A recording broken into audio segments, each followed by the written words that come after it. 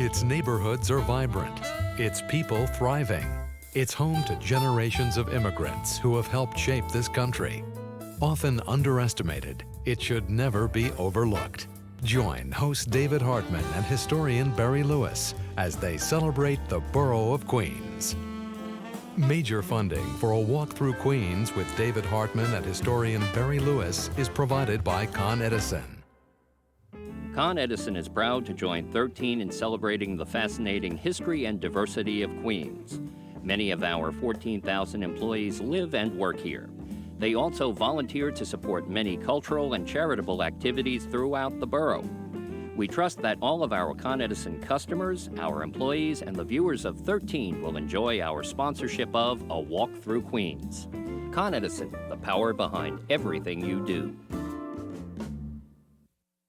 The Jane Henson Foundation. Also, the Richmond County Savings Foundation, and by Queens County Savings Bank, a division of New York Community Bank, member FDIC. The name behind the banks you know, New York Community Bank, the NYCB family of community banks comprised of 7 community banks with over 140 locations.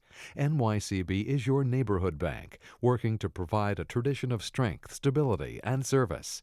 7 community banks, over 140 branches, one family. 1-800-430-5721 or www.mynycb.com. Additional funding has been provided by the Samuel J. and Ethel Lefrak Charitable Foundation, Incorporated, the Korean American Friends of 13, and by the McCool Eye Institute, Astoria, Queens.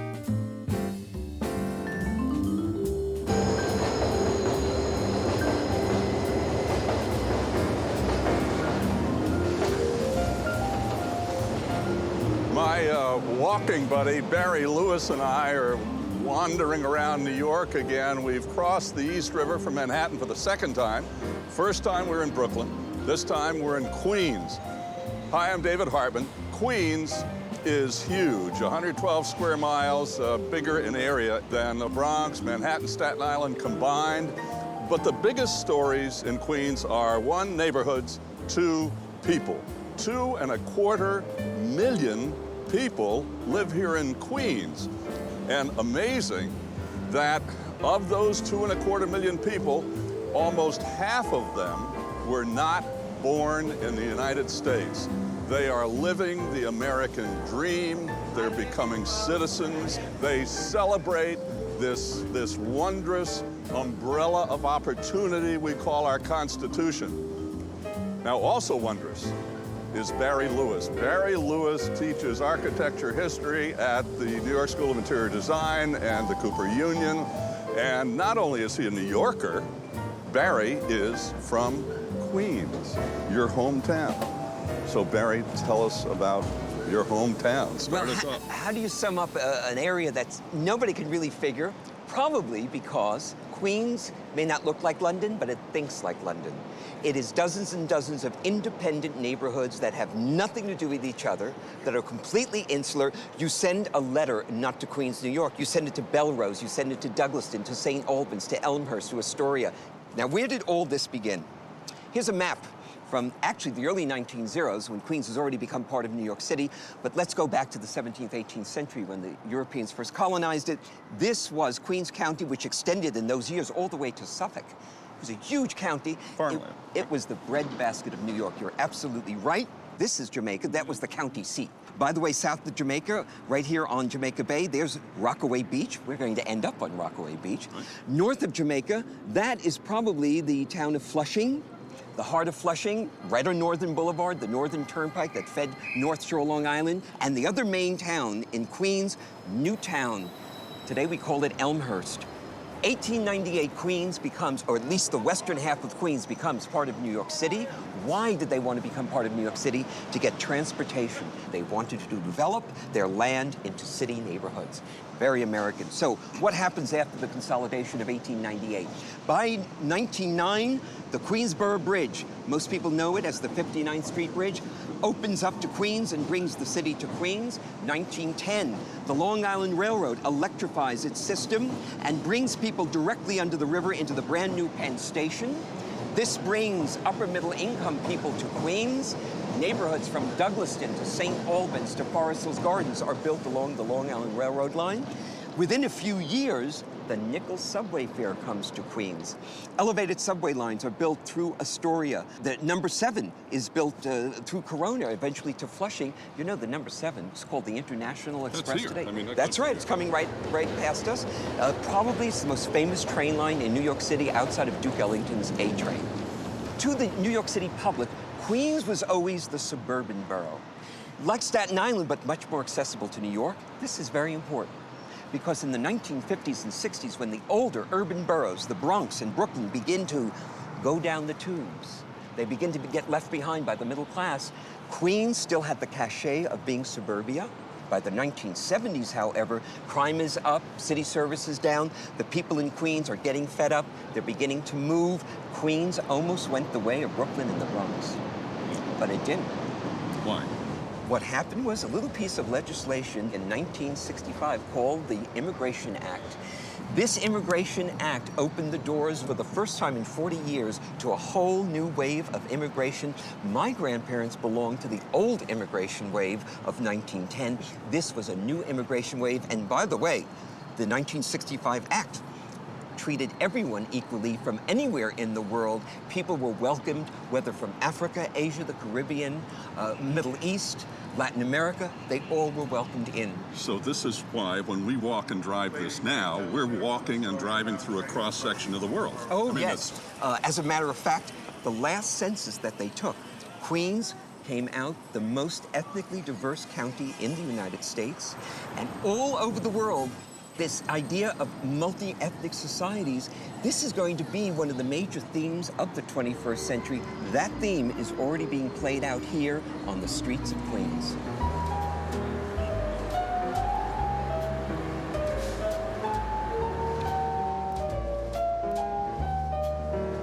We're just a stone's throw from the Queensboro Bridge. We're in Long Island City on top of what used to be a school, public school number 1. But Long Island City, Barry, where does this fit in this big puzzle of neighborhoods of Queens? Well, Long Island City basically is where the city first arrived in Queens. After all, it's right across the East River from Manhattan. First, you had Brooklyn became a city in the 1830s, Williamsburg next in the 1850s. Long Island City, where we are, becomes a city in the 1870s. This becomes one of the highest concentrations of industrial use in the United States.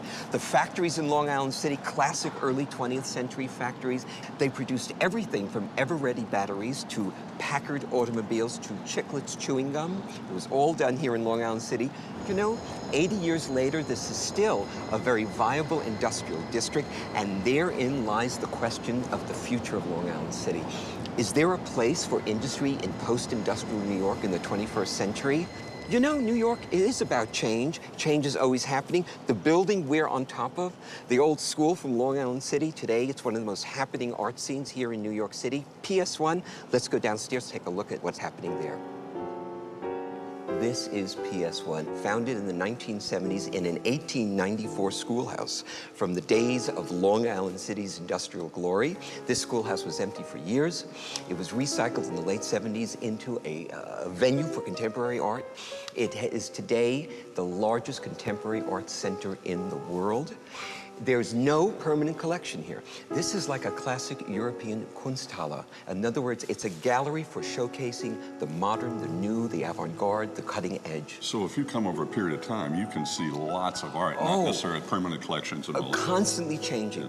There's a wonderful, relaxed quality about PS1, and it sets the tone for the museums here in Queens. They don't have the uptight, art as monument feeling you get in the great museums in Manhattan. And because of PS1's presence here over the last 30 years, it has attracted to this area, Long Island City, so many other cultural venues. Like? Well, just east of here, one of the great museums of the city, the Moving Image Museum. We're going to be there next.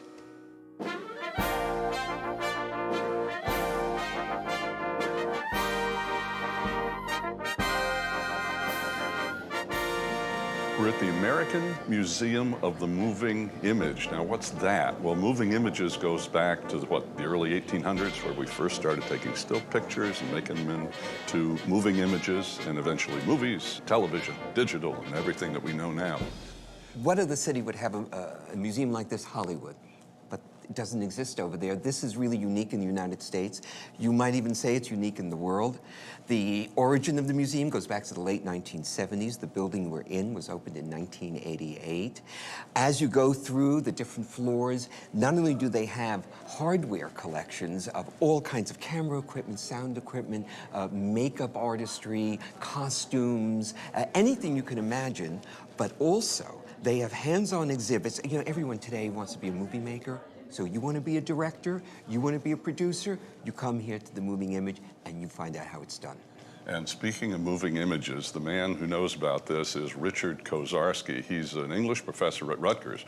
But for us today, more importantly, he has his master's degree and PhD in cinema studies. And Richard, it's nice to have you with us Thank today. you, nice to be here. Most people, I think, think of Hollywood. You know, Barry mentioned Hollywood. We think of movies in the United States. We think of Los Angeles and all those communities we call Hollywood. But early on, movies were made here. How important was Queens to movie making when it got started? Well, as you said, the movies were invented in the East. Thomas Edison was in New Jersey, and then as soon as they outgrew the factory in West Orange, they began putting studios in Manhattan, in Brooklyn, and in Queens. Adolf Zukor builds this studio here, the famous Players Lasky studio, or what we call the Astoria studio. And this studio, opened in 1920, is still functioning. It is the biggest soundstage between London and Hollywood, and it has experienced every change in the development of cinema since 1920. And including into talkies, right? Absolutely. And Absolutely. on and up till today? Absolutely. In 1920, in the 1920s, the silent movie days, Paramount made as many as 40% of all the films they released here in the Astoria studio, right? Then talkies are invented. And not only was Paramount making short films with people like Eddie Cantor, they had features as well, also testing out new Broadway talent. The Marx Brothers made their first films here, right? Claudette Colbert made her first, Frederick March, Tallulah Bankhead, George Cukor, the director, George Abbott, Ruben Mamoulian. They'd test all these people here. If it worked out, they'd send them off to Hollywood. Now, unfortunately, when the Depression came along, it took a couple of years to hit the movie industry. But when it did hit the movie industry, where they cut were the outlying areas, like New York. What happened when World War II hit? Well, the Signal Corps has to expand dramatically. They bought this studio, and the Army stayed in this studio for 30 years, all during the Second World War, all during the Korean War, and into the Vietnam War. They were making training films here. Who was making these training films? Well, it wasn't just GIs. Hollywood filmmakers came over here. John Huston was here making films. George Cukor came back as a private and was making Army training films at this studio. The result of that is the training films got better, but then when the Hollywood people went back to Hollywood, they learned about handheld cameras and non-professional actors and using locations. And so what kind of films do you see after the Second World War?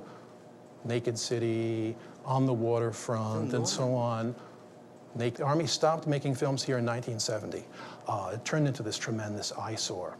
Buildings were decomposing, vandals were living here. Not only were the buildings saved as architectural landmarks, the economic function of a film studio was saved, and also the city got a cultural institution out of the deal too, this American Museum of the Moving Image, because a nonprofit public-private partnership was created at the end of the 1970s to do that. And the Kaufman Astoria Studios that exists now and the American Museum of the Moving Image are really the great examples of the success of public-private partnerships from the late 1970s.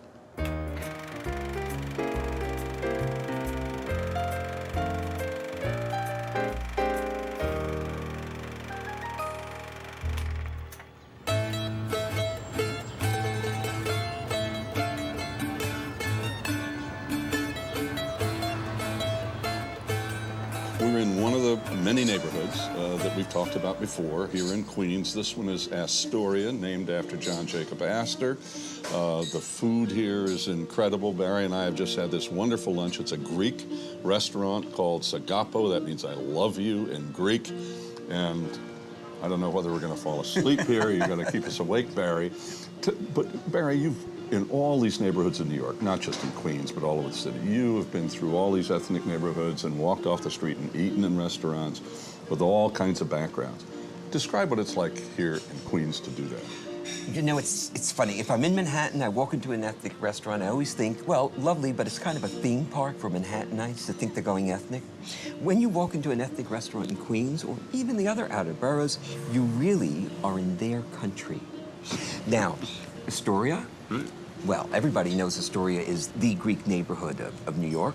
But you know, New York changes, everything changes. And in America, they keep on saying to you, move on up, move on up. Well, the Greeks have moved on up. And so who's coming in? Well, at the north end of Steinway Street, this is so New York, in only the last 15 years, a whole new little Middle East has developed, whole new Arabic community. So it's not just Atlantic Avenue in Brooklyn. So. Oh, it's wonderful. Now we can come here for our tahini, our hummus, our pistachios, the cafes. It's like a whole other world. Then you also have young people are coming into Astoria. Astoria's gotten the hip reputation of Williamsburg, of Hoboken. It's you know, the wheel, I love the way the wheel turns, and you see it all in New York. So what are these communities leaving here? Well, in this community, I mean, as you walk along the streets of Astoria, you can pass Greeks and Italians who have been here for years, maybe newcomers, but where are you going? You're on your way to a remnant of an ethnic group that came here long before any of these other people came here from the late 19th, early 20th century, along with the Germans who came to the Steinway factory. There were all these Czech and Bohemians and Slovaks who came here. So what have they left in these? Well, they left us the last real old-fashioned open beer garden in New York City, Bohemian Hall. People love Bohemian Hall when they discover it, and it just shows you from that period, not even 100 years ago, how much every generation New York City neighborhoods change. Let's eat our Greek dessert and then head out. I'm diving in.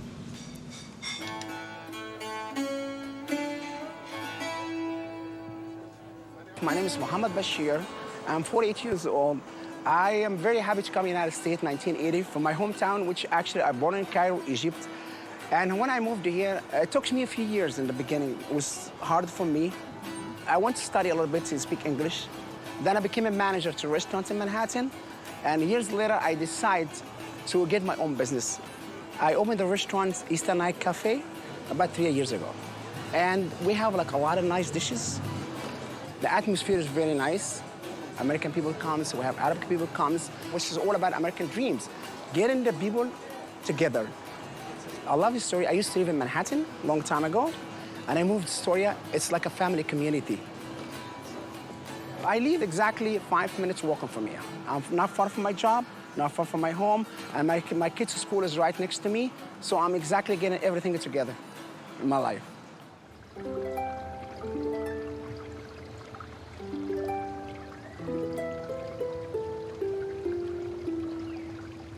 Somehow it seems appropriate that the man who is known as the ultimate artist of Queens' name is Isamu Noguchi. That figures, right? That's right. Welcome to Queens. Who is Noguchi?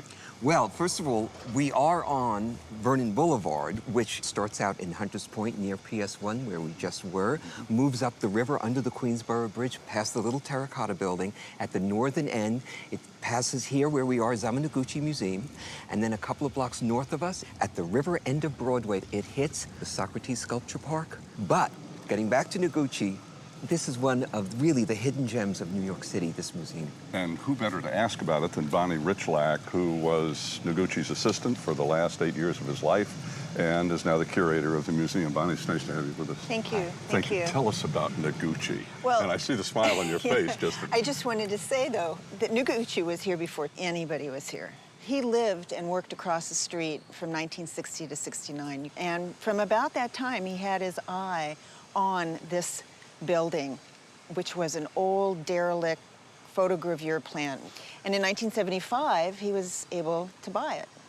But I think Noguchi's legacy has more to do with the various styles and materials that he worked in. And he was excellent in every single one of these things that he did. So when people come to visit the museum here, how much of Noguchi's breadth will they be able to glean and comprehend if they come here? Well, I think Noguchi's idea was that you would be able to get a glimmer of almost everything he did. And that's what we're really trying to preserve. We're in the main gallery, and Bonnie, basically, what's here? Noguchi worked in marble exclusively up until about 1968. And after 1968, he more or less became bored with material because he made marble do almost anything he wanted it to do. And there was no challenge left for him anymore. So he worked in granite, and then he found this material, this basalt, and this was his favorite stone towards the end. It's extremely hard, and you can see what he would do is he would take these big boulders, crack them, almost like a diamond, and he would work with the stone carvers in Japan who knew how to crack the diamond. Take it apart, work on it, and then put it back together. The indoor-outdoor space was kind of the finishing touches on this warehouse. And he designed that along with the help of an architect. And it's a really wonderful contrast with the indoor-outdoor space, the trees growing through. Those sculptures in that area are a perfect example of the last stones he made in probably the last 10 years of his life. From sculpture to music. A little over 150 years ago, a man named Henry Steinway moved from Gießen, Germany to America. He worked in a couple of piano factories in Manhattan, then created his own company to make pianos. And what a gift to the world Henry Steinway and his family have made. Henry was so brilliant that even in the 1850s, when he first opens his factory, he's already winning prizes in Europe for his advanced piano design. By 1870, he needs to expand, so he moves across the East River here to the northwest corner of Queens, buys several hundred acres, and creates a veritable Steinway village for himself and his workers. He created workers' housing. That's still there. But you know, these were Germans, and that means culture. They gave their workers a free circulating library in the 1880s when New York City didn't have circulating libraries. They gave the workers a kindergarten. It's a German idea. The Steinways brought it over. Kinder? That's right, kindergarten. They gave land for the Steinway Reformed Church. That church is still here, and a beautiful church. And we're going to get to see how they make pianos.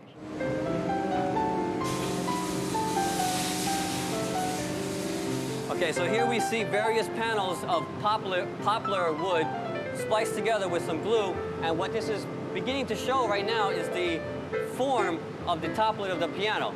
You want to be able to have the unique design of the wood so that when it's all glued together, it kind of looks like it just came from one tree.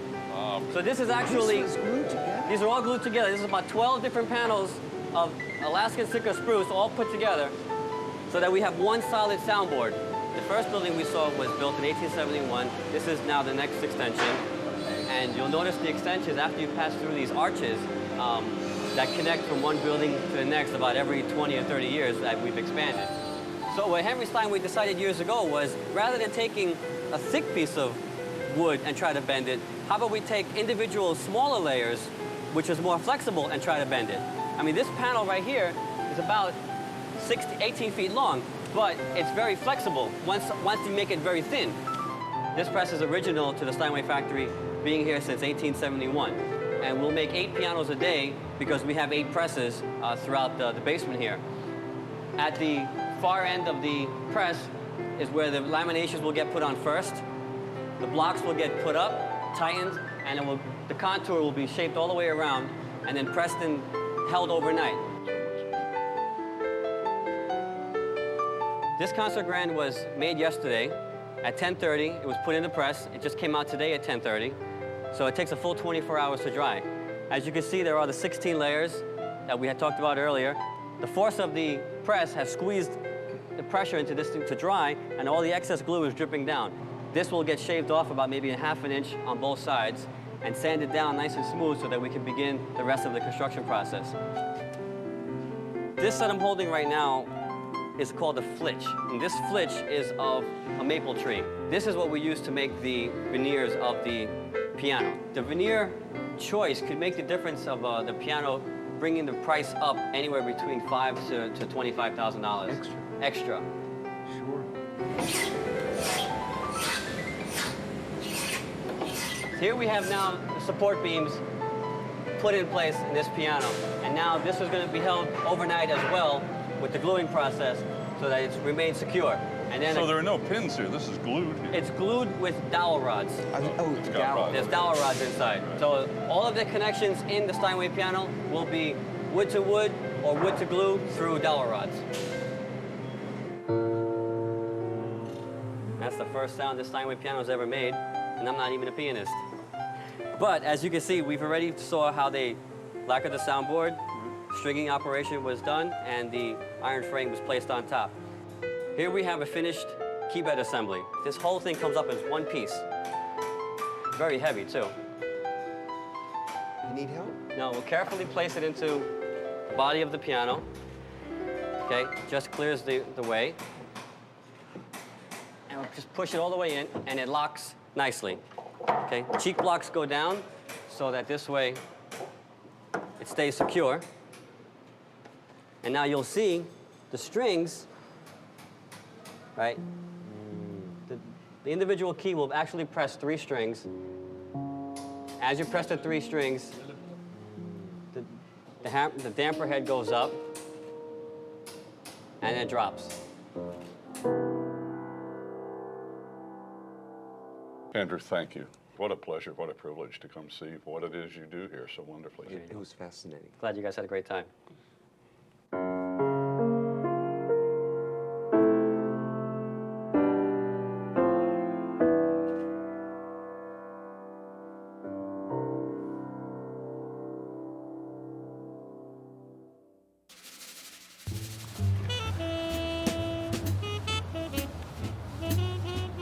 This fabulous view of the Upper East Side of Manhattan.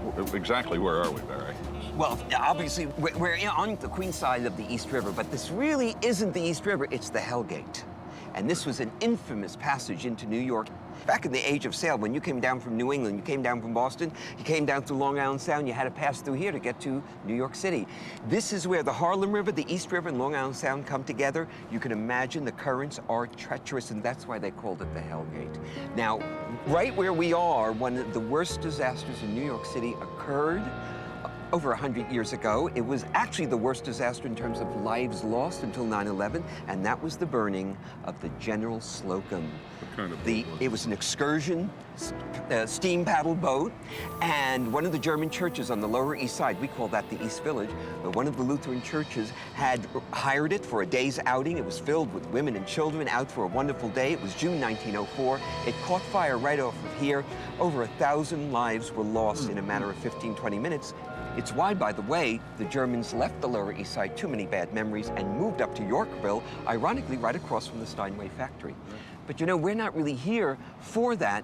We're here to discuss the landscape that was created around us by the man who knew how to create landscapes, Robert Moses. Robert Moses, and it seems this is our 9th program, and in every program, we talk about Robert Moses with good reason. I mean, you think about the bridges and the parks and the highways, the public projects. Some 40 years this man held sway here in New York. Jeff Kressler is a PhD historian. He knows Queens, he knows Moses. I mean, Robert Moses, I don't mean Moses. Jeff, good to have you with us. Thank you. Okay, when I think of Moses, just what little I know about him, the word power comes to mind. How significant was power in Robert Moses' life? I think rather than power, I like to think of what Moses did, what Moses built, and the way that he built it. He had a vision of what the public wanted, and he built it to the very best specifications. I think he believed that as long as the public is paying for this, the public ought to get its money's worth. And if you look at the Triborough Bridge here was the first great project built by the New Deal, not just in Queens, not just in New York City, but in America in 1936. And this was actually the first item that President Roosevelt could go, see, this is what we've done with the New Deal. Astoria Pool, which is right across the way here, was built at the same time as the Triborough Bridge because he put these projects together in one funding, one construction site. He would say, I'm not building the bridge unless I get the pool. I'm not building the pool unless I get the highway that brings people to the bridge. So he would put all these pieces together, and he was the kind of man who really drove the project to completion because in 1936, this is where the Olympic trials were held, and they were held here again in 1964. Now, this pool is almost 70 years old. Now, think of that. And this pool is still in terrific shape. It's still used by thousands of New Yorkers. I think that's a real testimony to what Robert Moses did for the city. You know, it's hard to believe if you look at Queens today with all the big buildings and the concrete and the highways, that 300 to 400 years ago, and this was all woods and farmland. And here, believe it or not, in Queens is a Dutch farmhouse that's been here for 350 years, lived in continuously, and only 3 families have owned it. Not just 200 years ago or 300 years ago, 100 years ago, Queens was all farmland. It's hard to imagine what that Queensboro Bridge, how it changed Queens. Now, this, of course, was the Riker farmland. It was quite extensive. They even had farms on a little island off of here we call Rikers Island. Now, the city jail. We don't go there for picnics now. But the Rikers farm was a classic Queens farm. Remember, Queens was the breadbasket. It was the food hall for Manhattan across the river. Put it on a boat. Absolutely. Now, the Rikers farm included extensive territory, including a cemetery right next to us. Rikers Cemetery, there are 132 grave sites of Rikers and Lentz, including a Riker who died at Valley Forge. The garden we are in, this is the remnant of the Riker farm. They've done a beautiful job of the garden itself. But the house in back of us, that's really what's interesting. I mean, that house was built in 1654. Was it this big then? Oh, no, no, no. Oh, this would have been a mansion back in the 1650s. This was a 2-room house with, of course, a steeply sloped roof. And you notice how the very edge at the very bottom of the roof, it slopes back up like a ski slope? Oh, the Dutch is so practical. It was to deflect the rain away from the house. Now let's go inside and take a look at the original room where everybody back in the 1650s would have been hanging out. So this room, Barry, was what? This would have been one of the original 2 rooms of the house, which means it dates back to 1654. And by the way, having a 2-room house was pretty luxurious in those days. Most farmhouses would be a single room, and this would have been it. And we can tell that this is the original main room of the house because of the fireplace. That fireplace was a working fireplace. It's where they cooked. They used the light from it, the heat from it to warm the house. And by the way, you notice that that wall is the only wall that is wood paneled. The rest of it's whitewashed. You wouldn't have whitewash against a fireplace wall. It would blacken. So they always wood paneled that wall. The exposed beam ceilings, they didn't have the money for a fancy dropped plaster ceiling, so they left it exposed.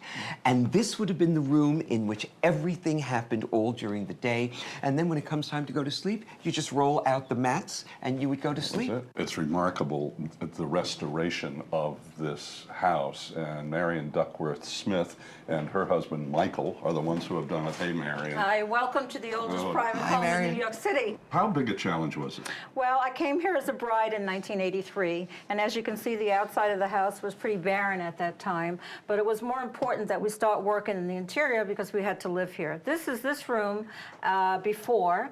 Everything was covered. The floors were Ken tile. The kitchen was linoleum, Formica, and everything was covered over with years and years of paint. There was a fire in this room at the time in the 50s, and these floors were burned out. The 1950s. In the 1950s, there was a fire in these 3 rooms, and the floor had to be replaced. So we managed to find some old barn siding from upstate New York, 14, 15, 16-inch width, to restore the floor to be historically correct. I always say, I have a romance with the house. And Michael brought me here on our second date, cold winter night in November 1979. There was no electricity. And he brought me inside, and I stood in the center hallway, broke out in goosebumps, and I said, this house has been waiting for me.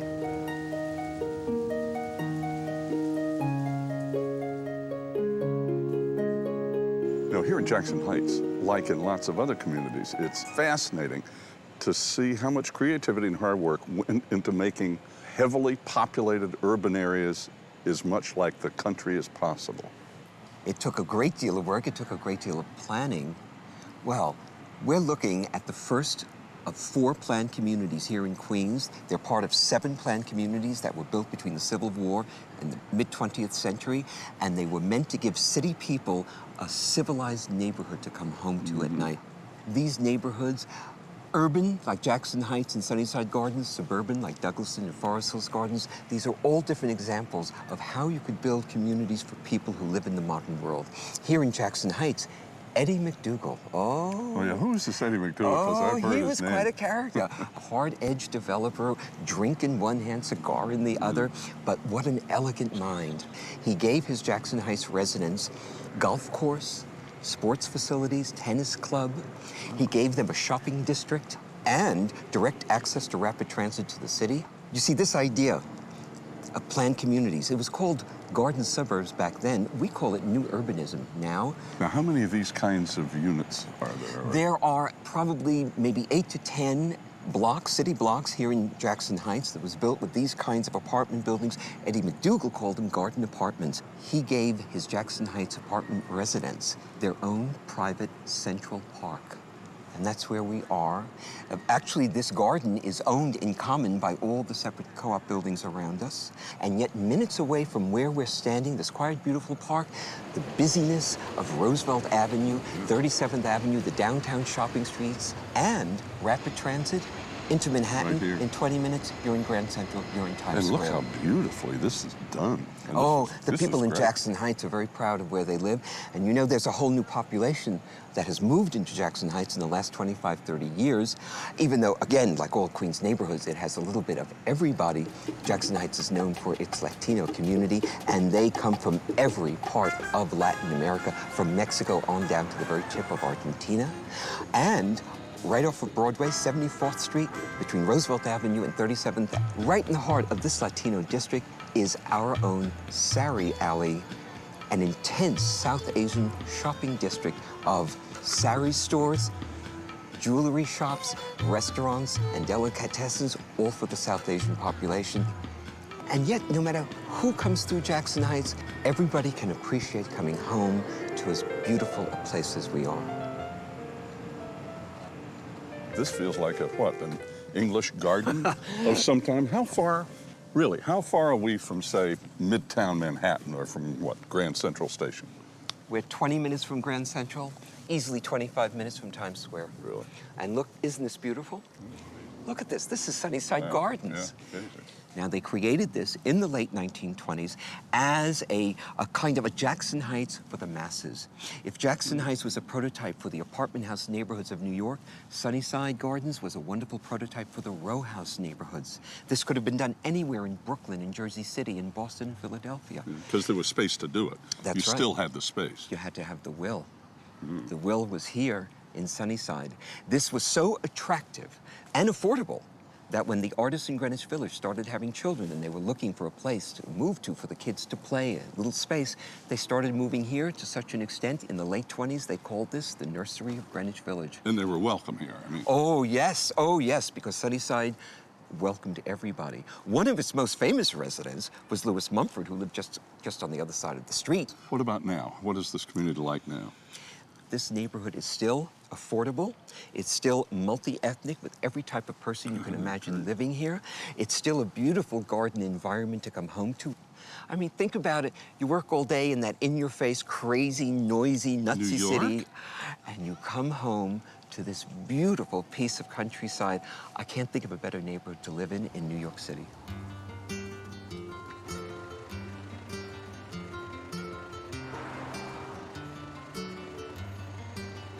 We're in Corona, but more importantly, we're at a very historic place, especially for those of us who love jazz. This is the home of the late Louis Armstrong. Here's Louis himself right at the top of the steps we're sitting on. Isn't it a wonderful picture with It the is kids a in the neighborhood? great picture.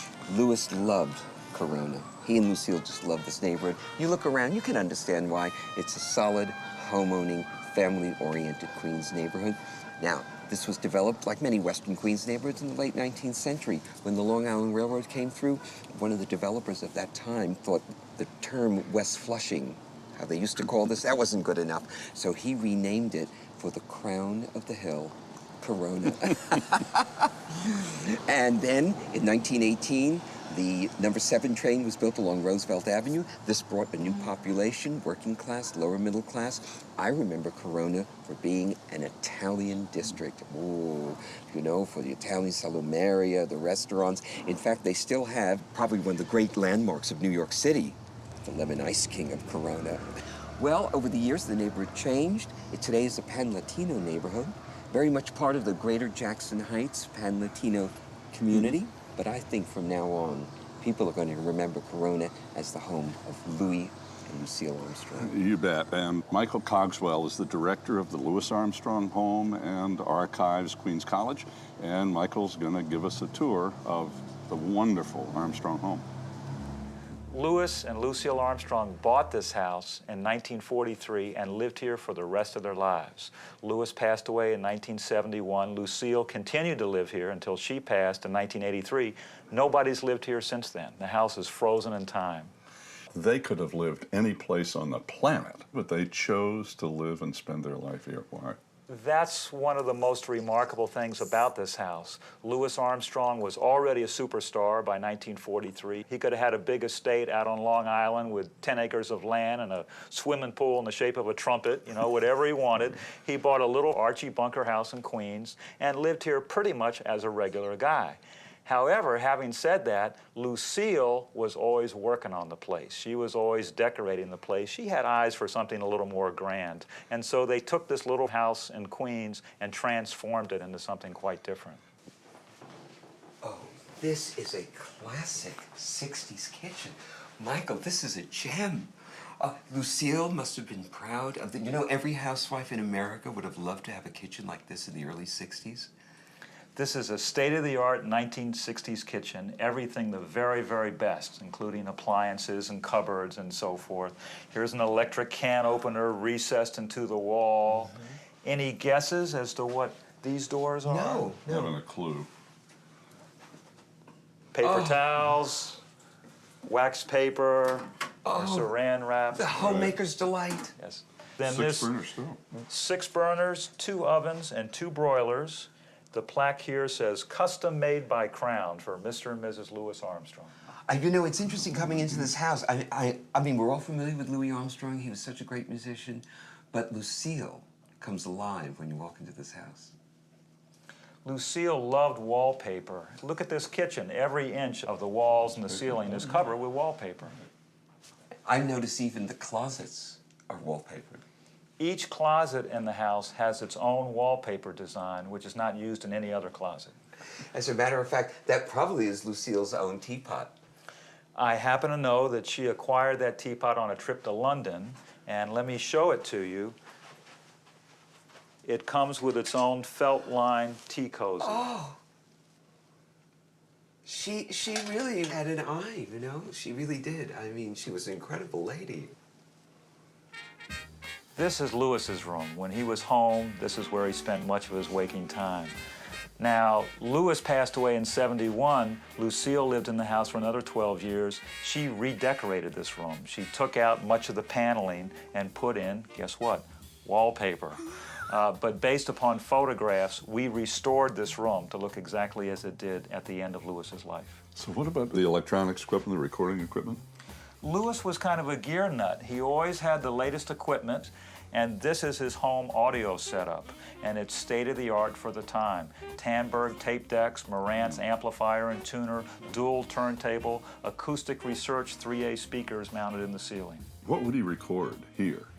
Discovered in this house were 650 tapes, reel-to-reel tapes. About half of those are simply dubs of favorite LPs and 78s. But the other half of the tapes are spoken word recordings. Louis would set his tape deck to record and just let it roll. As a result, we have hundreds of hours of recordings of Louis and the guys sitting around swapping dirty jokes and band stories, and Louis and Lucille entertaining people for dinner, and you name it. There's nothing else like it in the jazz world. To hear Louis in candid situations for an hour straight talking with people, plus it really makes Louis come alive. At home in Corona, Long Island, New York, February 26, 1956. February 6th. Correction. February 6, 1926. I'm sitting up here with Lucille. She's 1956. Pardon me, folks. Lucille, you're messing with my eye. You know, I got carried away with that picture, High Society, and I was so busy swinging with my cigarette holder while singing the High Society calypso, and the director kept saying, "Keep it in," you know.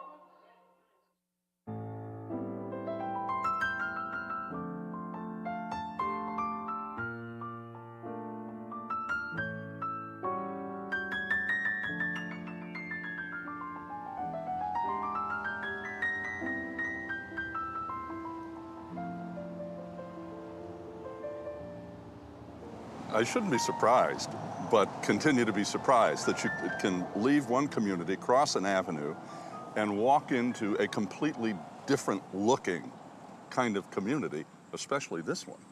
Well, it's called planning. This is what allows us to have this. There's not much planning in New York, but certainly here in Queens, we have those 7 planned neighborhoods I've been talking about. We're in Station Square of Forest Hills Gardens, built in 1910, 1912, by Mrs. Olivia Sage. Mrs. Russell Sage, the widow of the senator, New York, and she was an amazing lady, like the Brooke Astor of her time. Yeah. This is an early advertisement for Forest Hills Gardens. You notice it says Sage Foundation Homes, and not all of the houses, but many of them were done by architect Grosvenor Atterbury. He's the architect who did Station Square, where we are now. And all of this landscaped and planned by Olmsted brothers. These were the sons of Frederick Law Olmsted, so that everyone in Forest Hills Gardens was surrounded by greenery. This has the British feel again? You're absolutely right about that. It was modeled on British-style planned communities like this, and not only this community, Kew Gardens is right next to us, built at the same time as Forest Hills Gardens in the 1910s and 20s. Richmond Hill is next to Kew Gardens. That was built in the 1870s and 80s, the first planned community here in Queens. And all 3 of them are built around villages that everyone can walk to for shopping, entertainment, rapid transit lines to the city. All true right now. I mean, That's here, right. Still. That's right. Yet you walk into the gardens, so quiet, so livable. A beautiful garden environment to come home to.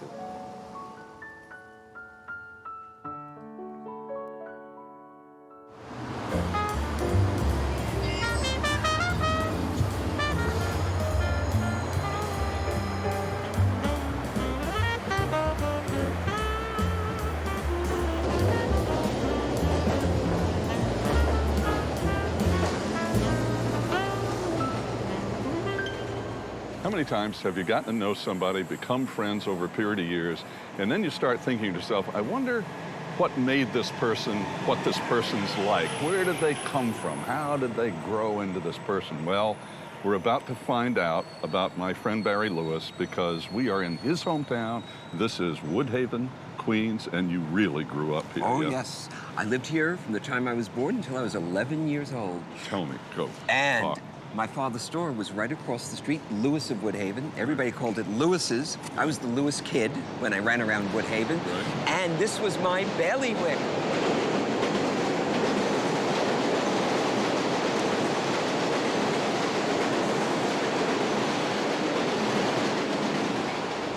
How old were you when the store was here? Actually, my father's store opened when I was about 5 years old. The original Lewis's was 5 blocks down, and it stayed there. The reason why my father opened this branch, Right. my father and my uncle, who were brothers, they were fine outside of the store. But once they got into the store, they couldn't work together, not for 5 minutes. So my father decided to open a branch at this other end of But the Woodhaven. same business. Same business. Every counter was a different department. One counter was dry goods, one counter was electrical goods, one counter was hardware, one counter was plastic by the yard, one counter was small appliances. How did he stay in business? How big was the competition? Well, we had a Woolworths across the street. If Woolworths put out something for $1, my father would put it out for 99 cents. If they put it out for 50 cents, he would put it out for 48 cents. He hated Woolworths. Woolworths was a chain. Right. We owned our store. As a matter of fact, this is how you train a retailer. Start them young. How old were you here? Other families, they'll surround their kids with classical music, with Picasso maybe, nice prints. No, my family surrounded me with merchandise, with so notions. That's what my grandmother thought so too. You know? I'll bet. Now, the great thing about Woodhaven, all of the merchants, almost all of them, lived in Woodhaven. That meant, by the way, their customers could be their neighbors could be their customers. You knew everybody, and I would run in and out of these stores knowing everyone. Now, what were some of these shops? Well, we had Doc Rothbaum, the pharmacist. He was right over there. His son Gary was one of my best friends. Now, over here, on this corner, that's where my favorite store was. It was Jack Brody's candy store. Jack's was the Jewish candy store, and right across the street was Wilkins, the German candy store. What was the difference? Oh, Jack's was a tiny little place, typical Jewish candy store. Tiny little place, up front, all the magazines, all the newspapers, penny candies, nickel candy bars, and that's where we'd run in for lime rickeys, egg creams, cherry vanilla cokes, malteds, what I would do for one of Jack's malteds. Right across the street was Wilkins, much fancier, beautiful wood paneling, everything made on the premises, ice cream, chocolate dipped. Why did I go into Wilkins to have an ice cream sundae? When Mr. Wilkins pulled out that refrigerated bowl of freshly made whipped cream, oh my goodness. You can taste it oh, right now. Yes, I can right now. This is what made Woodhaven special to me.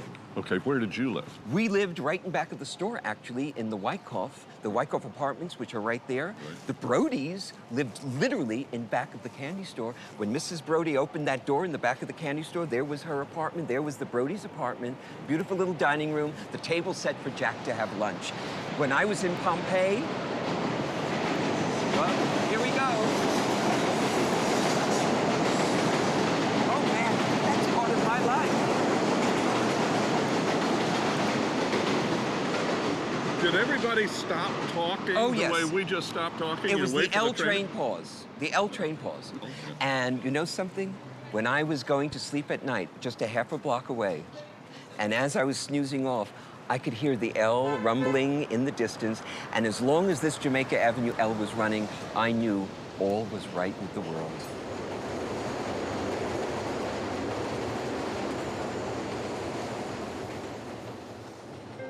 From under the L to Flushing Meadows, Corona Park. Two World's Fairs were here, 1964 and 1965, and then back 1939 and 1940. Now home to the New York Mets at Shea Stadium. The United States Tennis Center seats 22,000 at Center Court, and Arthur Ashe Stadium for the U.S. Open, and the Queens Museum of Art. A lot has happened here, hasn't it? This has been a very busy place over the years. We're in a marshy meadow that cuts through the north central part of Queens. This is how the Flushing River winds its way up to Flushing Bay and Long Island Sound. Now, when Flushing to its east and Corona to its west began to industrialize in the late 19th century, they dumped their garbage here. It became known as the Corona Dumps.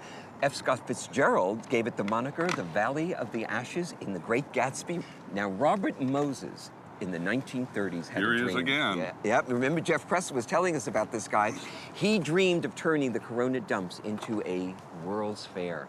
And you know Moses, he didn't just think of a fair. Well, see, how much was it fair and how much was it some great master plan to do something else? It was mostly master plan. For that fair, he had built the Triborough Bridge, the Bronx-Whitestone Bridge, the parkways in the Bronx and the Queens parkways as well. Gilmore Clark, by the way, was the landscape architect of those magnificent parkways. At the end of his career in 1964, he did the Unisphere behind us, but he did a brilliant job. And after that fair was over, those parkways and those bridges were there to take people to their homes in Queens. Now, the 1939 fair, well, you know, that's one of the most popular fairs probably in memory. Where we are, where the Unisphere is today, that's where the Trilon and Paris Fair was. Nearby was General Motors Futurama, where people could see themselves driving on 1960s expressways with no traffic, so we know it was a dream. A generation later, Robert Moses tries to outdo himself at the end of his career with a second fair. The 64 World's Fair is not as loved as the 39, but you know, in recent years, there's beginning to become a groundswell of people appreciating the pop art architecture of the 1964 World's Fair. Now, after both World's Fairs, Moses promised the people of Queens that with the profits from the fair, he would give us a park. People come here in droves. First of all, behind us in the Queens Museum of Art, you have the New York Panorama. Have you ever seen? It is a scale model of New York City. 800,000 scale model buildings. And just south of us is the Queens Theater in the park. But what I love is how people come into this park every summer weekend and use it. They are enjoying themselves among the archaeological remnants of both Robert Moses and these two great World's Fairs.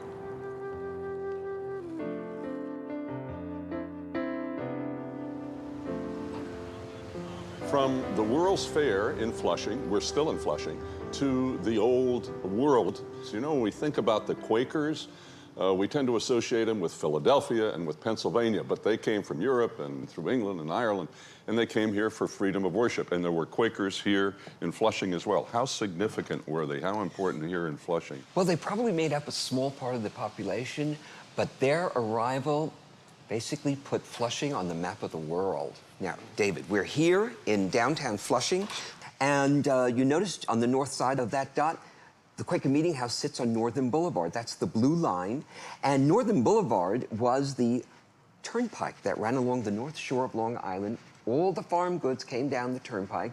Now, this building we're in, built in 1694 for the Quakers, this is the oldest religious building in continuous use in New York State, probably one of the oldest in the country, except for a few years during the Revolution. The Quakers still worship here. And when I look around at this building, I think to myself, spare, simple, straightforward, functional. This place reflects the Quakers. Yes, it does. Now, who were these people, the Quakers, who built this? They're founded in 1645 by George Fox in England. They believe in a very simple, straightforward religion. No intercessor between them and their God. And yet, these very quiet people, they were hated in Europe. That's why they came here. Yes. The Quakers came here expecting religious freedom. They did not expect the brick wall known as Peter Stuyvesant. Stuyvesant would have none of this religious freedom idea. He clamped down on the Quakers. He forbade them to worship. He said only the Dutch Reformed Church. He wanted to run this colony like a medieval despot. Well, the people in Flushing wouldn't have it. They petitioned Stuyvesant on behalf of the Quakers that people should have the right to worship according to their conscience. They call it the Flushing Remonstrance. All right, now who was this John Bound guy? Well, it's 5 years later. It's 1662.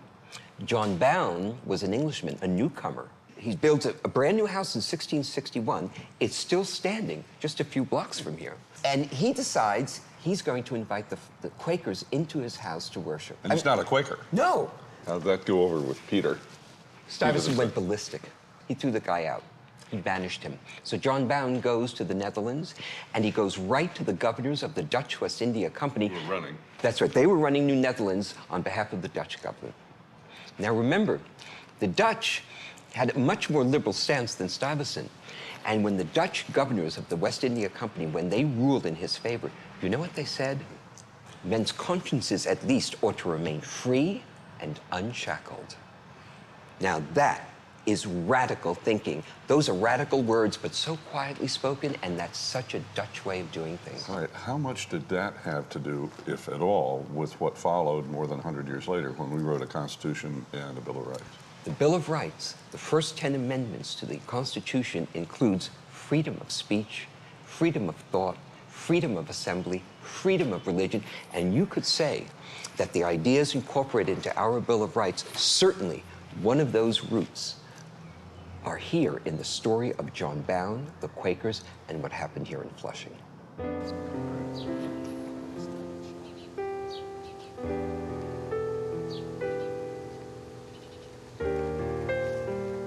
Barry, we've only walked, what, a few blocks, and yet we're already in another really important historical spot in Flushing. This part of Northern Boulevard is really probably one of the most historic stretches of the boulevard, and it runs for miles. Here we are, we're in downtown Flushing. Now the red dot is where we just were. That's the Quaker Meeting House. The blue, that's Northern Boulevard. Just on the other side of the boulevard from the Quaker Meeting House, Flushing Town Hall, built in 1862, goes out of business in 1898 when Flushing's annexed to New York, but it was restored in 1998. Wonderful venue, gallery, historic exhibit, but also very good theater, excellent jazz, world music. Right next to it is Flushing High School. I think one of the most beautifully situated high schools in the city, definitely. Flushing High School's annex sits on the site of the Samuel Parsons' house, but the Parsons nursery was here on the south side of the boulevard, and we're actually standing on a remnant of the Parsons nursery property. Parsons, in 1838, opens his nursery, imports all kinds of exotic species for Americans, and among them is one of the most famous trees he imported, the weeping beech tree. The famous, I mean the really famous it is. What is fascinating is that every weeping beech in America is descended from the weeping beech that Mr. Parsons planted here. Now, the reason why Parsons started his nursery here is because right across the boulevard was the most famous nursery, not only in Flushing, of course, but in America. This is the Prince Nursery. It was started right here in Northern Boulevard, and in this map, the boulevard, Northern Boulevard, is called Bridge Street. And on the north side of it, between what is now Farrington and Flushing Creek, was the Prince Nursery. It was founded in 1737, lasted for about 150 years, and made Flushing the horticultural capital of this country in the 18th and early 19th centuries. It was the first commercial nursery and the biggest and the most famous in the 18th and early 19th famous century. people came here. Yes, including George Washington in 1789. And then, 2 years later, Mr. Jefferson.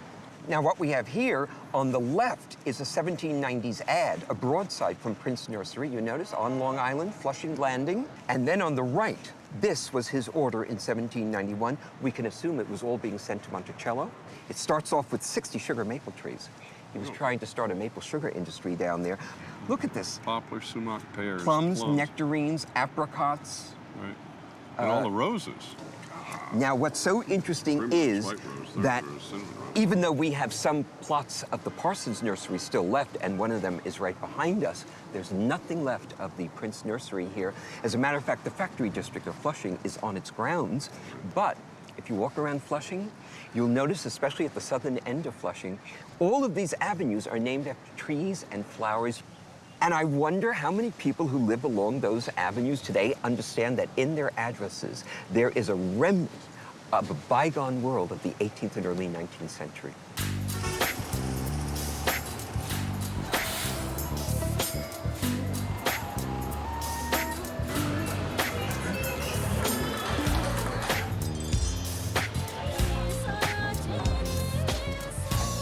Those people that has trouble getting his body cranked up and started in the morning, come to Main Street in Flushing and you will have no problem. Well, I think that has something to do with the fact that this town started out as Vlissingen, a Dutch town. We were a Dutch colony. That means we were the only colony among the original 13 that did not speak English. And does this not... That's right. Doesn't change. 4 out of 5 people here speak another language. That's right. That's right. So and cool. You know something? Even by the 1690s, people noticed that in New York. They said they couldn't believe the languages, the religions, the ethnicities they found in the New York colony, even in the 17th century. So tell me about Flushing. Well, okay, Flushing in the last 25 years has become the Little Asia of New York. And if you know the ethnic geography of Flushing, although this is not hard and fast, the Chinese tend to settle west of Main Street, the Koreans tend to settle east of Main Street, and the South Asians at the south end of Flushing by Casino Park. Now, it's fascinating how the groups find their niche here in New York. The Chinese here in Flushing, they tend to be mostly Taiwanese, but I can tell you from eating my way through Flushing, there's every kind of cuisine from China in Flushing. There's a good bumper sticker. Eat your way through Flushing. Oh my goodness, that would take 6 lifetimes. You'd have to be reincarnated. Good ones. Yeah, right. And then the Koreans, I never realized how many Koreans are Christian and how close they are to their churches. And if you go to the south end of Flushing, there's a minaret right across the street, Buddhist temples, Hindu temples. And what better institution to serve this neighborhood than the library that we're right in front of, the Flushing branch of the Queensborough Public Library. Now, when you say the Queens Public Library, right? That is not the New York Public Library with the lions on 42nd Absolutely. New York's library only covers Staten Island, the Bronx, and Manhattan. Brooklyn has its own system. Queens has its own system. And to the surprise of most people, the Queens system is the busiest library system in the United States. Oh, and you know why? Every branch of this library is tailored to the ethnic groups that live in the neighborhood. How many languages do they circulate at this library? Well, considering that in Queens there are over 80 languages, Yeah. many of them are represented in that library. Here's the first library branch here in Flushing. I think it's grown since then. A little bit. Actually, it's interesting. You notice it's at the intersection of what is now Casino Boulevard, and that is today's Main Street. They called it Jamaica Avenue back then because that is the old road to Jamaica. It still is. Several buildings later, we have James Polshek's brand new library. It's really a beautiful building. He did the Rose Center over on the Upper West Side, the planetarium. And this library, if you can watch the crowds of people that come into this library, you can understand why Queens is considered really the hallmark, the prototype of the 21st century. On Wednesday afternoon, the platform is quiet and heavy with people. And if the 7's late enough, the sky moves from a long green to a purple that backlights warehouses and silhouettes poles. The platform murmurs with the arrival of a breaking train, turning the corner and eating tracks with soundless, vibrating desire. By the time it comes, you have heard a stranger hum an unfamiliar song, thought about your lover's hips, watched fluorescent lights make awnings over a wide stretch of littered street. Although it is late and you are in transition, some part of you will want to cushion yourself here in this peopled silence, heavy with the weight of cardboard bags, orange plastic bags, and construction boots moving into alcoves as shelter from the wind. Inside, 3 Asian boys flip through Nintendo magazines. Although they are smiling, they make you want to cry. The shape of their heads and their spoon-curved frames, their elegant hands remind you of your cousin. The happy, loud way they speak Chinese is heartbreaking. More, the stilted silence when the group of white boys appear, slamming open end doors and shifting audibly in nylon Adidas running pants, cutting conversation to a crudely snipped chord. They will block the middle passageway and drape onto poles, look down at the boys, say nothing, and laugh. The boys will look at their Nikes and maybe their hands. They will look anywhere except at each other. You will feel a strange shame and rage rise inside, and you will want to weep for those boys and their Nintendo secrets. Hope they step off at the next stop without an Adidas leg interrupting their exit, without a pair of rolled eyes or whispers.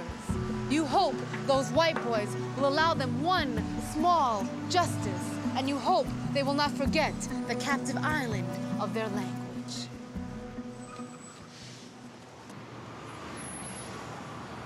My parents came to this country because I think that a lot of people were leaving Korea at that time because of economic hardship. It was like the 70s, the late 70s, and also they wanted to just, you know, start a new life over here like many other immigrants.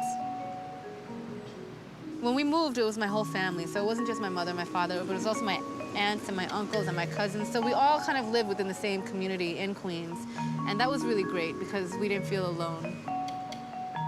Well, ever since I was really little, my father kind of pounded it into us that we are Korean. I mean, we had to go to Korean school every Saturday instead of watching Saturday morning cartoons, and we had to speak Korean in the household. I didn't start speaking English until I was about 5 years old when I went to kindergarten.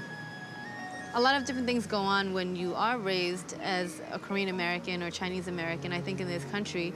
And for me, for example, it's the dual cultures that you have to deal with. Like within the house, you have one language, one culture, one set of traditions, and outside is something completely different, and how to reconcile that. My parents, you know, they came from Korea where they were both college educated, and they come here, and because, you know, they couldn't speak English very well, they ended up running a fish store for 20 years. So I'm sure that that had its toll in many ways, you know, spoken and unspoken. seeing how hard they work in order for me to get a college education and to be a writer or, you know, heaven knows, a poet in the United States is kind of an amazing thing, and I have a lot of respect for them. I've lived in Queens my entire life. Very much a Queens girl.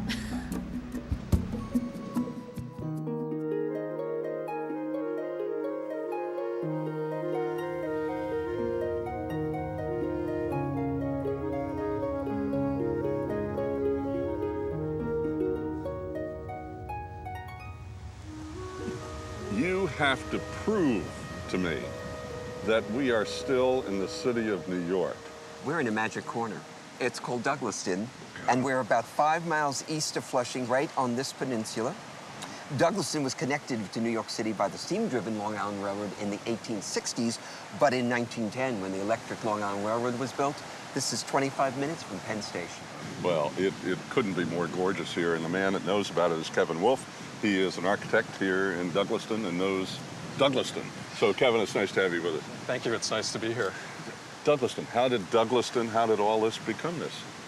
Well, it's an interesting story. In the middle of the 19th century, the pressure of industrialization in the city made it desirable to get away from all the clatter of what was happening. Who was prescient enough to set this little acreage aside and make sure that it didn't get, you know, industrialized or something else? Well, New York City didn't get zoning until 1916, and this place was created in 1906, and it's one of a series of garden suburbs that start around the 1860s and happen in the New York area and all over the country, actually.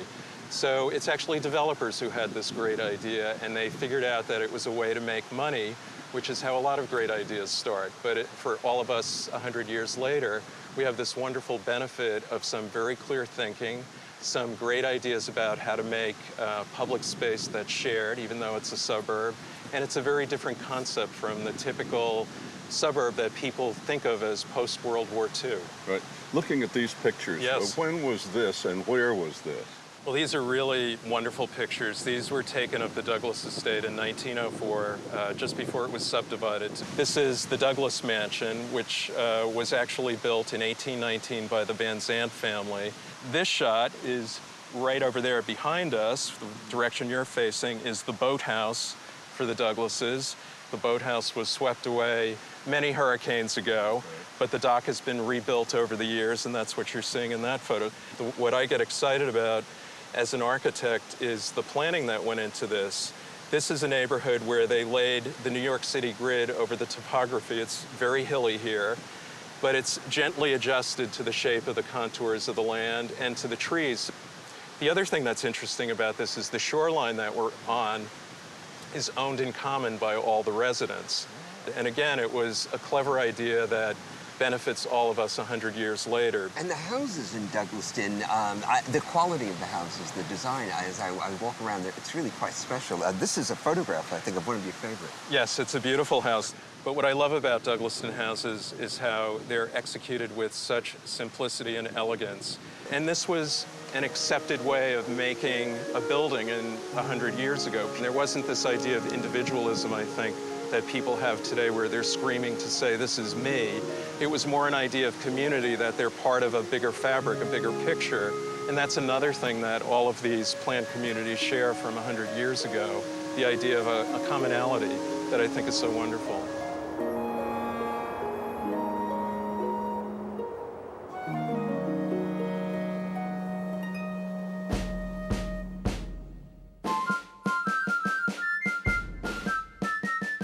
Rufus King was from Massachusetts, actually signed the Constitution for the state of Massachusetts, but then he moved down here to New York. Comes down here, becomes one of the first senators from New York State to Washington, D.C.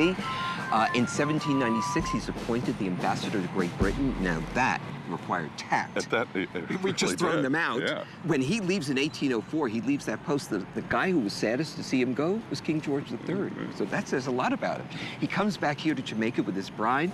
He wants to retire, buys an old 18th century Dutch farmhouse that he rebuilt in 1810. But he thought he would settle down here in 1805 to retire, but not guys like King. Yeah. War of 1812 comes along. He comes back into politics, runs for president. Yeah, Monroe beat him. That's right, Monroe did. But he then goes back into the Senate, and in the last years of his life, he was one of the most vociferous anti-slavery advocates in the Senate. No, but New York was a slave state. That's right, Which it New was. Yorkers don't like to We were a admit. slave state till 1827, which coincidentally was the year that he died. But he was way ahead of his time on that subject. Oh, a very interesting man. Now, why did he buy his house right here? You have to remember, Jamaica Avenue was the Long Island Expressway of its day. All of the farm produce of Long Island came down the Kings Highway, the old Jamaica Road, right to the Fulton Ferry. And we were there in the Brooklyn. That's right, that's right. It all went to New York via the Fulton Ferry. Now, today we call this Hempstead Turnpike in Nassau County, Jamaica Avenue in Queens, Fulton Street in Brooklyn, but it's the same road, the old Kings Highway. And as a matter of fact, here's another map. Okay, this is from 1842. We're looking at, they call it Fulton Street here. Today it's Jamaica Avenue. Here's where we are, right in front of the King property. John A. King was the son of Rufus. In fact, he was the governor of New York State. This road right here is Parsons Boulevard. That's Grace Episcopal Church. This is the heart of what became the shopping district of Jamaica that I knew when I was a kid. Well, this remains a solid county seat, a classic American county seat. In the late 19th century, it was known for the race courses around it, but finally in the 1910s, the city comes to Jamaica. Long Island Railroad comes here in 1913. The L train, the nickel subway, it comes here in 1918. Other subways come in the 1930s. Jamaica enters its great heyday, just like all of the classic American cities, between the 1910s and the 1950s, the era, I remember it. But luckily for us, as modern as Jamaica became and as bustling, there always was a piece of the past right here in King Manor. I mentioned earlier that nearly half the people in Queens were not born in the United States. They're here living the American dream, working, educating their children, and for many, becoming citizens of the United States. Here behind the King Manor, we're about to share in that naturalization ceremony as these men, women, and young people become American citizens. Today in Queens, where you're sitting, I don't know how many of you actually live here in Queens, but we have the most multi-ethnic county in the entire world. Today, all across the country, thousands of men and women just like you will become Americans. This is the nicest part of my official duties. Today marks the end of your very long journey for your quest for American citizenship. You have taken all the necessary tests, passed all the requirements, and all that is left is that you pledge your allegiance to America. Therefore, without further ado, this is the moment you've been waiting for. I will ask you to please rise and raise your right hand. I hereby declare, on oath, that I will support and defend the Constitution and laws of the United States of America. And I take this obligation freely, without any mental reservation or purpose of evasion. So help me God. Congratulations, you are now citizens of the world's greatest nation, the United States of America. One of our new American citizens. Your name, sir? My name is Benjamin Aglebe. Where are you from? I'm from Ghana, West Africa. How long have you been here in the United States? 7 years now. And why did you want to become a citizen of the United States? I'm here and I work here, I pay taxes here. And if I'm not a citizen, I can't vote. The only way I can be a part of the country, you have to be a citizen. What does it feel like today? What did it feel like today when you raised your hand? It was very amazing. I'm very proud now. I can go every place. I can say that I'm American.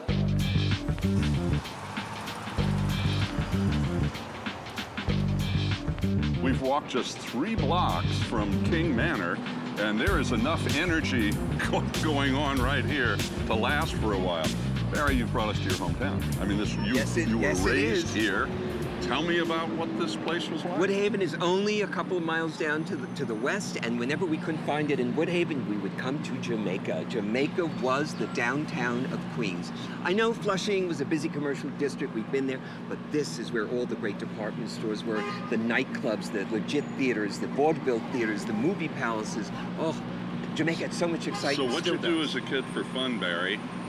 I can't tell you that in front of a camera. We would sneak into the movie theaters to see what we were supposed to. But you know, the Loews Valencia, where I spent so much of my youth, is still there.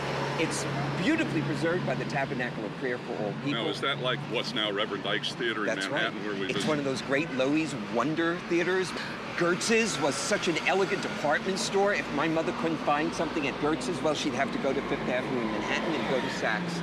That's what you had here. Now, like all small cities across the country, Jamaica suffered after World War II. The middle class left.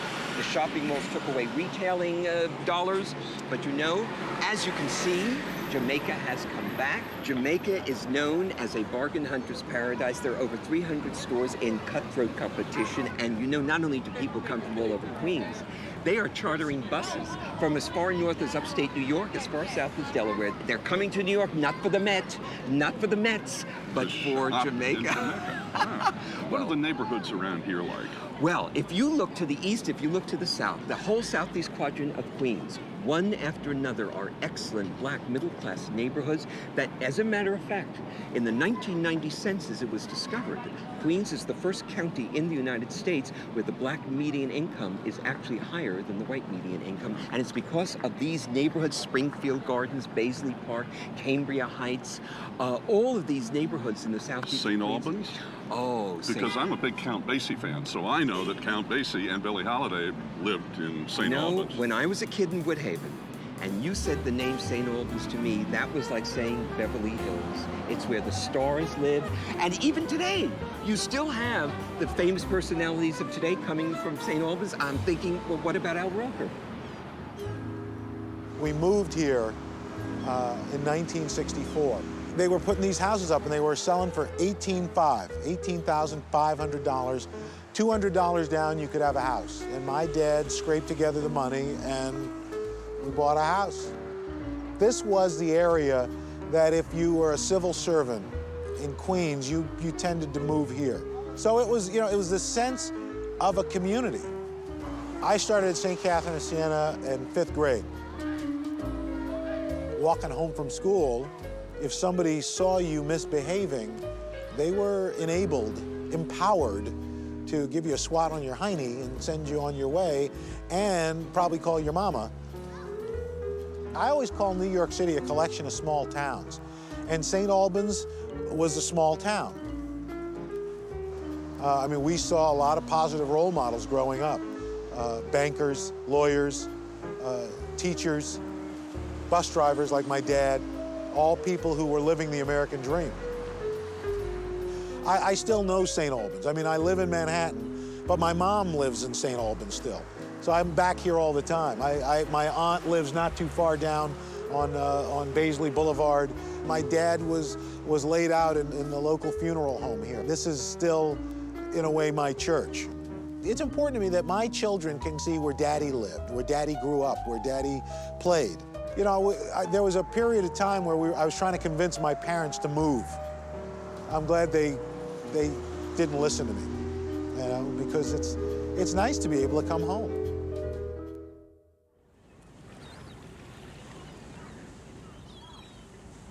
On a beautiful afternoon, we are smack dab in the middle of Jamaica Bay. You fly over this often going into Kennedy Airport, which is on one side of the bay next to Aqueduct Racetrack. We have the Wildlife Refuge right here, and behind us a beautiful shot of Lower Manhattan, the Wall Street area. Where are we, Barry? What is this called? I would think it's paradise. Yeah, right. But actually it's called Broad Channel. Yeah. Here we are, right in the middle of Jamaica Bay, actually on the biggest island in this archipelago of islands that makes up the Jamaica Wildlife Refuge. This is the only island that is inhabited by bipeds. The rest, birds, reptiles. Got it. Okay? Broad Wildlife Channel. Refuge, therefore. Right. Broad Channel, I know this place since I'm a kid. When the A train comes out from the land over the harbor, over Jamaica Bay, I feel like it's the Fire Island Ferry. Well, they call it what, the Venice of Yes, it New has York? been called the Venice Why of is New that? York. Well, because it does have canals running through parts of it. Parts of Broad Channel, like where we are, the houses all have decks out onto the water. So in other words, you just step right out of your house onto your boat and off you go through Jamaica Bay. Isn't this remarkable? Yeah, it really is. It's a special place. And Barbara Tobo Borg knows a lot about this place. She's Associate Director of the Northeast Chapter of the American Literal Society. Barbara, nice to have you with us. Hi, Barbara. Oh, thank you very much. Nice to be here. What's the American Literal Society? Well, we're not a book club, that's one thing. Right. We are a coastal conservation organization, and we advocate for clean water, open space. We have a lot of problems with Jamaica Bay in losing marshland, and our director is the Jamaica Bay Guardian, and he is being charged with trying to educate the people around the bay as to the problems and how we can best go about solving them. How big a challenge has this been, and how successful are you? It's a constant challenge, and educating the people around the bay is a big part of it, because a lot of it is litter, too much nitrogen perhaps, but they really haven't settled on what the causes are and what we can do about it. It may be global warming that's affecting us, just as Venice that we're sometimes named after. Right. So what's it like to both live and work out here? It Well, seems like a different it's a place, hard doesn't it? job, but somebody's got to do it. You know, I live and work in the same town, which is a real plus. You're close to nature. You can see sunrises, sunsets. It's wonderful living here. I feel very fortunate to have moved here in the 80s.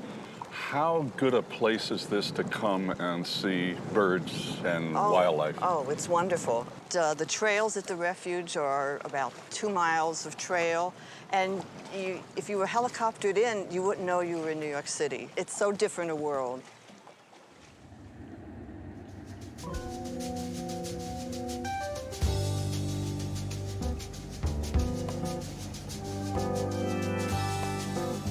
We keep moving south, and these are called the Rockaways, and it seems like it ought to be a resort. Oh, it was. In the 19th century, this was one of the great resorts on the East Coast. Everyone came here to the Rockaways, from Washington Irving to the Vanderbilts. Yeah. Oh, yes.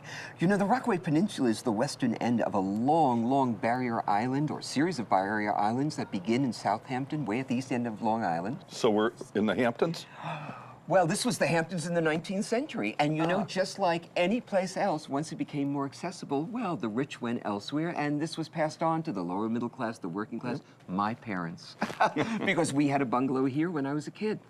In the 1910s and 20s, they started building bungalows. Here are some under construction. So there were, what, thousands of them? Oh, there must have been. There must have been. I mean, just one after the other after the other. We shared it with 10 families. 10 families. These were the poker buddies for my... Timeshare. That's right. Well, they didn't call it, but that's what we did. Right.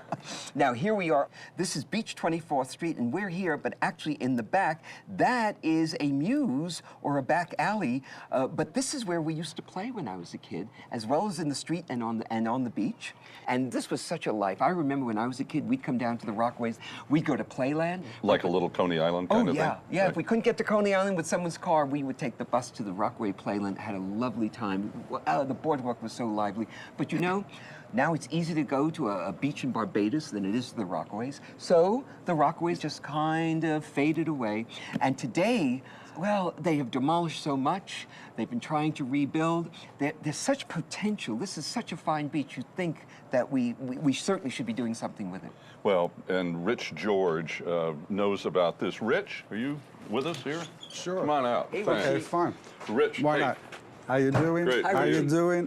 Rich George lives here in this bungalow, and he has spent a lot of time. You've been here nearly 20 years? Right. And he's trying to preserve these bungalows. What's going on with all this? Well, a group of us came out and we bought bungalows and started renovating and preserving them. And we're trying to get landmark status be on the National Register. Why do you like living here? I like living here because I am on the Atlantic Ocean waterfront. I have one of the best beaches in the world, and still I'm right in Queens. I'm right close to the heart of New York City. So how many of these are left now, about? I would guess approximately 150 would be left in our area from 24th Street to 27th Street. Have has it been to try to save these? It has been a tremendous challenge. And the more challenging it is, the more I'm going to work at it and try to save them. So what have you been doing to save them? I filed some federal lawsuits because under the Federal Coastal Zone Management Act, we are afforded protection through New York State and through New York City, who participate in this federal program to preserve coastal communities. So I filed 3 federal lawsuits, which I'm hoping will gives me some positive results. Good luck with it. Thank you. Thank you. These bungalows, by the way, isn't this a two-bedroom? It's a three-bedroom. Three-bedroom? 3 bedrooms, yeah. They're all 3 bedrooms, a living room, and a kitchen. I mean, this is the kind of thing that in the Hamptons the kids would be sharing, right? Like in West Hampton? Exactly, yeah, right. Well, now they can do some time sharing here in the Rockaways. Sure, why not?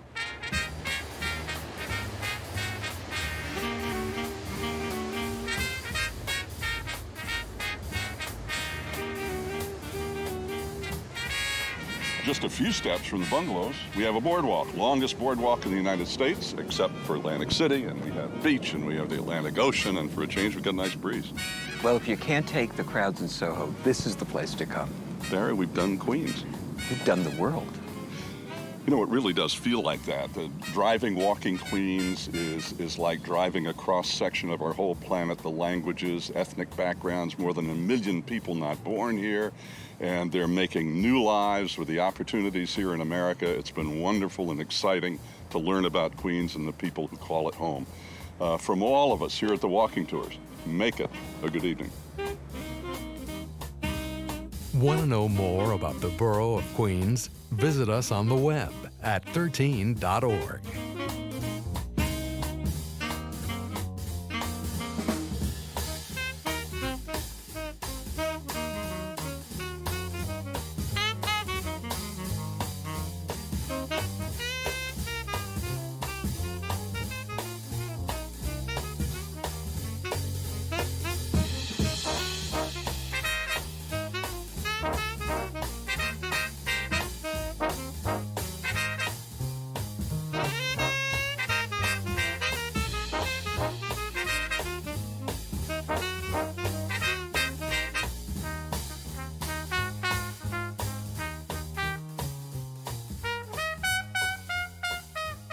Major funding for a walk through Queens with David Hartman and historian Barry Lewis is provided by Con Edison.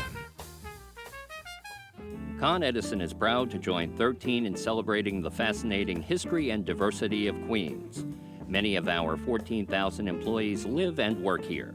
They also volunteer to support many cultural and charitable activities throughout the borough. We trust that all of our Con Edison customers, our employees, and the viewers of 13 will enjoy our sponsorship of A Walk Through Queens. Con Edison, the power behind everything you do. The Jane Henson Foundation. Also, the Richmond County Savings Foundation. And by Queens County Savings Bank, a division of New York Community Bank, member FDIC. The name behind the banks you know, New York Community Bank, the NYCB family of community banks comprised of 7 community banks with over 140 locations. NYCB is your neighborhood bank, working to provide a tradition of strength, stability, and service. 7 community banks, over 140 branches, 1 family. 1-800-430-5721 or www.mynycb.com. Additional funding has been provided by the Samuel J. and Ethel Lefrak Charitable Foundation, Incorporated, the Korean American Friends of 13, and by the McCool Eye Institute, Astoria, Queens.